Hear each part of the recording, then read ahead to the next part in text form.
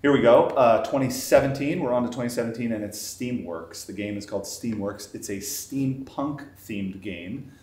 In this game, there are two different types of game pieces, two different apparatuses. Right. There's like a big plastic gear. Yep. And there's hundreds of plastic wiffle balls everywhere on the field. So large quantity of yes. one type of part to play with and a limited number of another part to play with. And so you as a team make a decision if you're going to focus on one game piece and be really good at that, or try to do both of them and try to be good at both of those. And we went for both. And then there was the third part of the game, which was at the very end, you had to reach up, grab a rope, and climb a rope. Climb a rope, right. That is tough. Yeah. And it's not against anything. It is a free rope hanging in space. Yep. Now, there's nothing to push against. Yeah, it's a Tarzan of the jungle, climb the rope. And so, okay, so we're again, I think we make 2 robots this year, yep. an alpha and a beta, and we are really ambitious this year. We are trying to do the things that are asked of us in this game. We have a 2-speed swerve drive.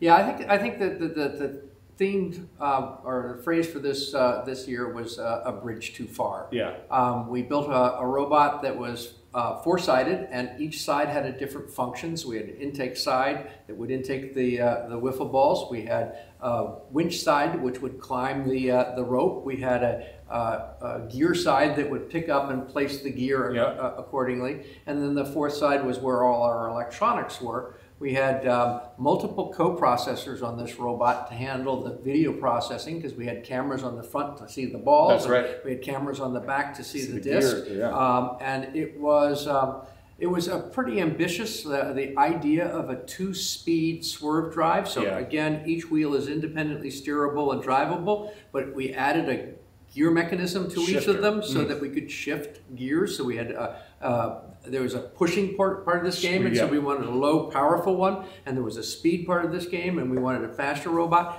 The reality was they never worked reliably. Yeah. And in the end, it was a combination of software and a mechanical problem with the sensors that we never quite figured out. We just kept fighting it. And the net result was that our robot was very ambitious and came up short. Yeah. And this was an important lesson for us, because it doesn't matter how high you shoot if you can't reach the goal you're shooting at. That's right, yes. And so we wanted to retrench a little bit in future years and take a less ambitious but a more assured path to make sure that we were able to do what we wanted.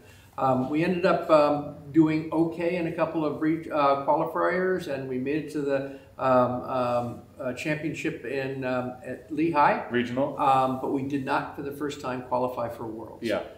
Which was a heavy blow. This was a change in the game for FIRST too, I think, as well, where they started introducing a kind of cascaded logic for the game piece. Yep. Because in this game, you had to score gears, or your alliance had to score gears in order to activate a certain level of fan, which then allowed the points of fuel to be worth more, or something like that. So it was a complicated logic where you were spending a lot of time trying to figure out how to play the game. Yeah.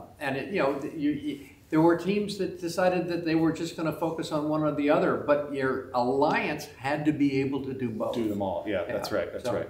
It was a cool game. It was also one of the first games that put a human player, on the field. Yep. So they had these giant airships, they called them, giant platforms in the middle of the field, and you could put 2 kids from your alliance up there. Yep. So your robot was going over to that and delivering things to them. Very elaborate fabrication and design elements on that. I think this is when Disney began to get involved and produce some real collateral imagery associated with the game. Totally. That was very cool.